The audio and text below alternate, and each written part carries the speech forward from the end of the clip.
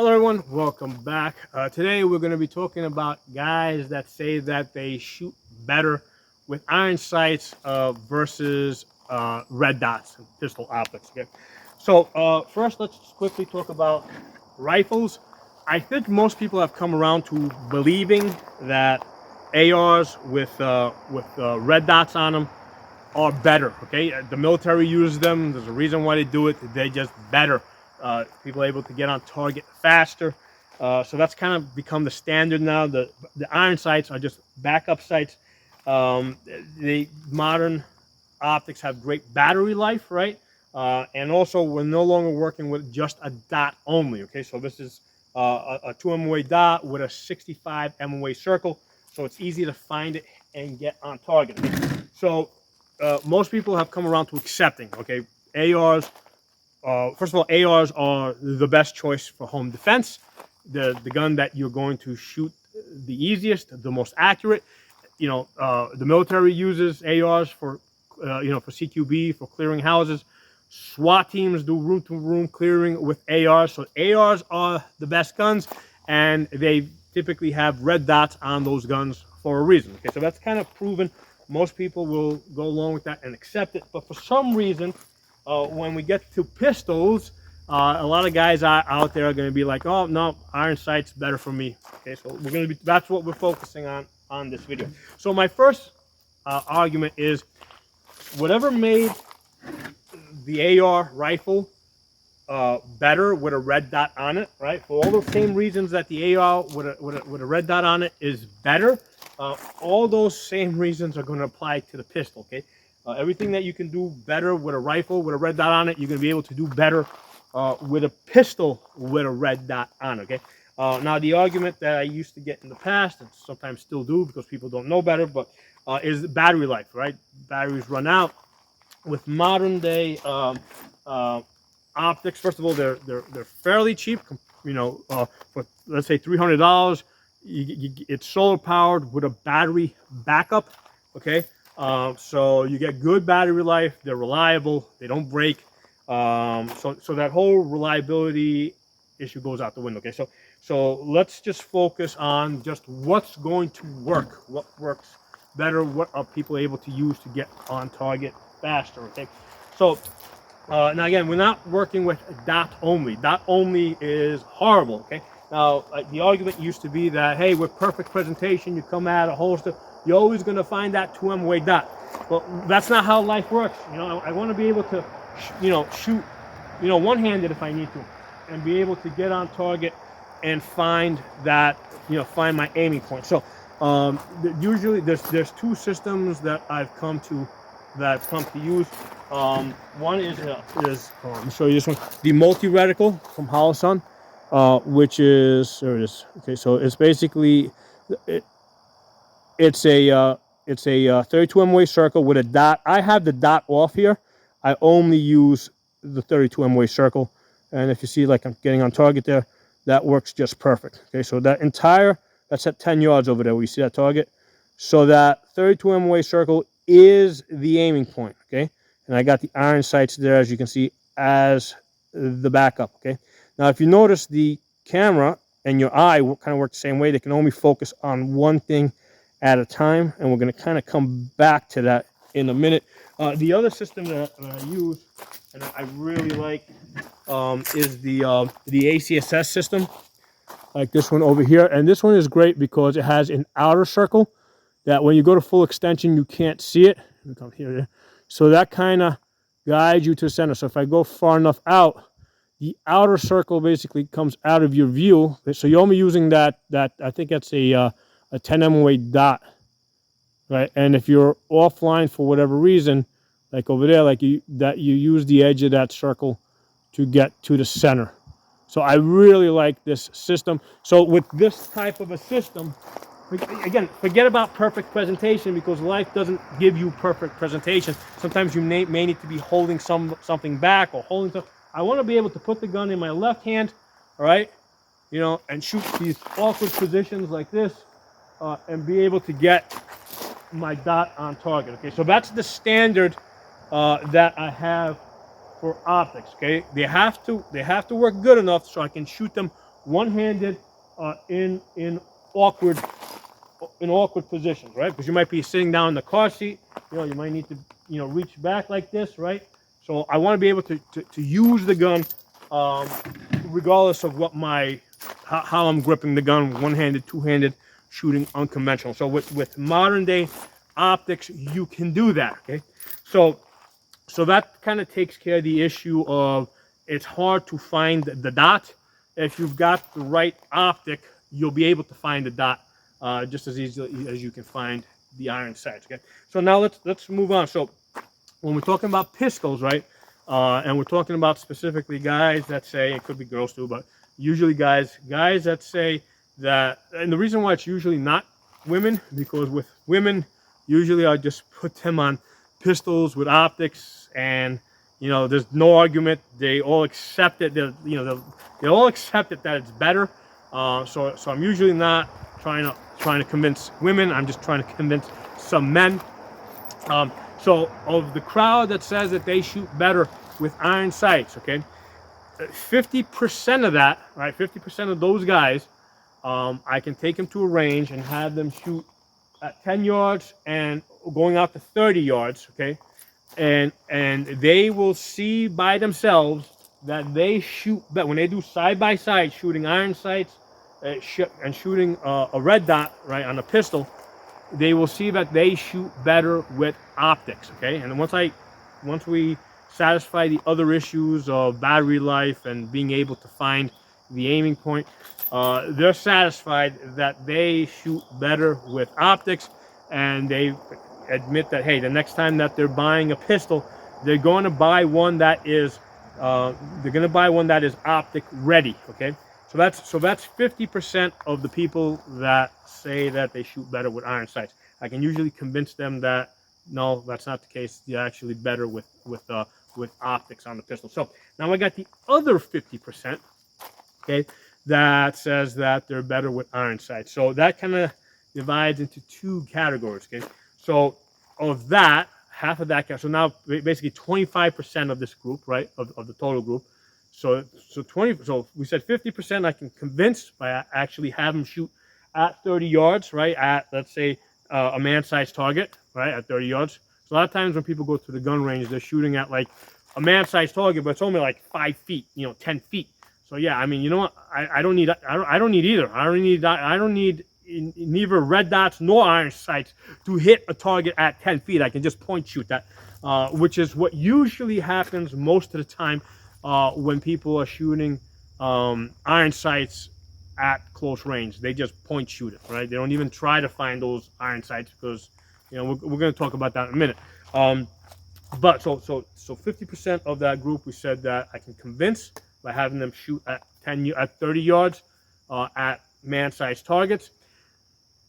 25% of that group, you know what? They're just really stubborn and they're not trying hard enough. Like I'll have them shoot at 30 yards, and it's like they got like this mental block on where they're like I'll put them on a pistol with an optic, and they're like, I mean, they're just like, they don't believe that it's possible. They don't want it to be true. They're just not trying hard enough. They're giving all, like, I can't find the big circle. I can't find the multi-reticle. They're giving me all this BS. They're just not trying hard enough. Okay, so if you're not gonna try, it's not gonna happen. Okay, and that's fine. I mean, if people want to shoot iron sights, that's perfectly fine. However they enjoy shooting is fine. But we're just trying to understand what's going on. Okay, so if you want to shoot iron sights, perfectly okay. But the argument that I'm making is that you will shoot better with a red dot if you try. But if you're satisfied with shooting iron sights, that's perfectly fine too. Okay, but so 25% of the group, when I put them on the red dot, they're just not trying hard enough. Okay, and they don't want to, they're not interested, and that's fine. I'll put those to the side. They can do their own thing. Okay, so then I got another 25%, right? Where again, this is a group that we said that say that they shoot better with iron sights. So I got 25% here that when I put them on a pistol with an optic on it with a red dot, and they're actually trying, okay, but for whatever reason, you know what? In their case, it's true. They do indeed shoot the iron sights better. So I'm not saying it's impossible, okay, and usually it's a case that, hey, they've been shooting for whatever 100 years with iron sights, and they're just better with it, okay, and you know what? I see that they're actually trying. It's not working for them. Okay, I accept that. Okay, so that's 25%. But here's the thing to understand with that. Okay, and this is really the important part of the video. This is the thing I wanted to focus on.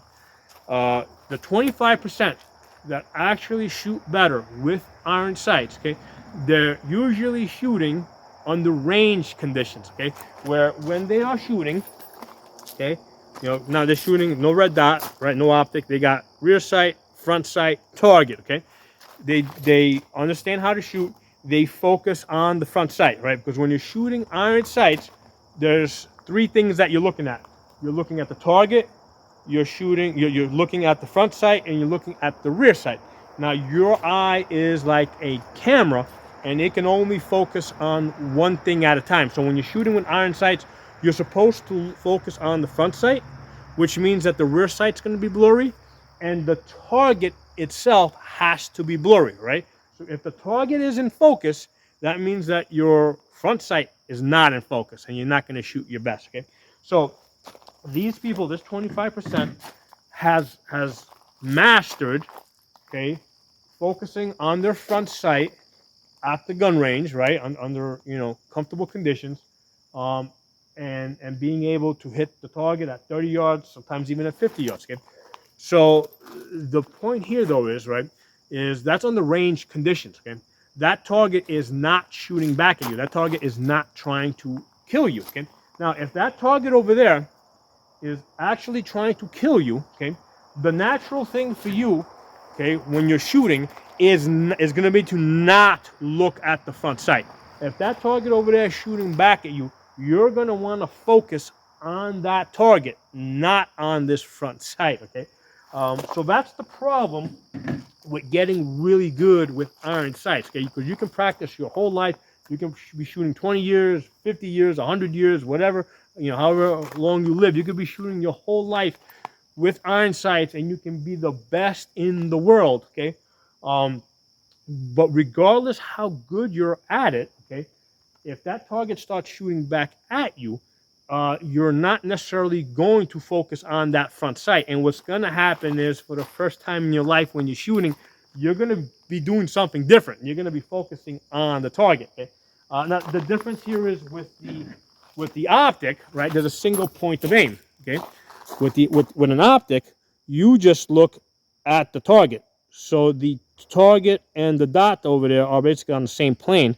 So you focus on the target. If you notice, like, the rear sight is out of focus, okay, but we don't care about that. The front sight's out of focus, right? So the iron sights are out of focus, but the dot and the target, which is the thing that we're trying to hit, are both in focus, right? So that's why iron sights are superior, right? Because your eye only needs to look at the target and focus on the target and hit the target, okay? You don't, versus if you're shooting iron sights, okay, you're looking at the target over there that's trying to kill you, right? And now you got to basically shift your focus from the target back to your iron sights, back to your front sight specifically. The body doesn't work that way, okay? If you are scared, you're going to look at that target over there. And the proof in this, right, this is actually another way that this has been proven, is that with people that close, let's say left eye dominant, but basically shoot right-handed. So let's say if I was left eye dominant, but I shoot in my right hand because I learned to write in my right hand. Because writing is a learned thing. Okay, eye dominance, that is a you know, that's a natural thing. So let's say I'm left eye dominant, but because I'm stubborn, I want to shoot in my right hand. Okay. So what I'll do is, let's say I close my left eye, right, to force my dominance to my right side, okay? So I can do that at the range, okay? But again, what happens is, if that target over there is trying to kill me, Okay, if I'm really scared, your body is not going to allow you to close one eye, right? Because if your body's scared, your body wants to see as much as possible, right? You're going to be like an owl. If somebody's shooting at you, your eyes are going to open up this wide. Your body is not going to allow you to close one eye because that's what you've been practicing for 100 years every day at the gun range, okay? So just because you practice it that way under calm conditions doesn't mean that you're going to actually do it, all right, when you're scared. And this is one of the things that has been found in combat conditions, right? And, I've learned it from people that have been in combat conditions. If you practice shooting with one eye closed, when you're really scared, all of a sudden now you got both eyes open and you're having a real time finding your dot or your iron sights or whatever you're shooting because you've been practicing this whole time to shoot with one eye closed, and now that you're scared, your body's not letting you close one eye. So for the first time in your life, you're trying to shoot with both eyes open. It doesn't work that way, okay? Now, it might work for a few people out there, okay?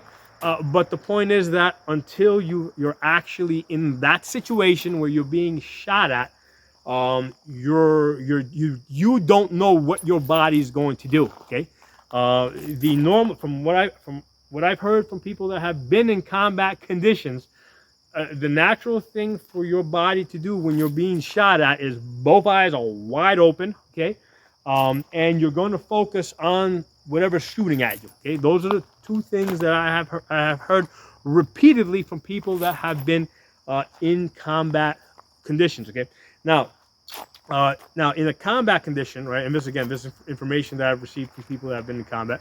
What will typically happen, because a lot of times, especially guys that were in the military back in the 80s, I've talked to, they didn't focus a whole lot on eye dominance. They didn't focus so much on keep shooting with both eyes open. Basically all you had to do was qualify. If you qualified, however you qualified, you were good. Right? So you had people shooting with one eye closed. How did they survive? Okay, so what happens, what the information I've received, okay, is that in a combat condition, you are part of a unit, okay? So what happens is you're like in this wedge formation, right? You got one guy front, one guy back, one guy front, one guy back. And typically what will happen is when one person starts taking fire, okay, they're just basically looking to take cover, okay? That's their first thing. What they've been trained to do is take cover, okay? And then at the opportune moment, start returning fire. So their first thing is to take cover. While they are taking cover, the other teammates who are not under fire are able to return fire, right? So the other people of the unit who are not under direct fire are able to, not calmly, but they're able to, because they're not being shot at, they're able to do whatever it is they do, as far as if they close one eye when they're shooting, if they're, using iron sights, whatever. So in a combat situation where you're part of a unit, all right, you also have the benefit of the rest of the unit to help you out. In a self-defense situation, right, where you are on your own, okay, you're on your own, okay, you gotta be able to do everything on your own, okay. So if you are taking fire, okay, you don't have the benefit, you may not have the benefit of just taking cover and and hunkering down. You might be able to, but you may not be able to. It depends on what the situation is.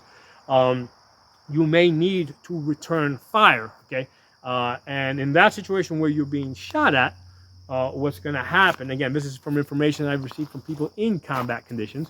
In that type of a situation, okay, you're going to be shooting with both eyes open, regardless of whether you practice it or not, okay?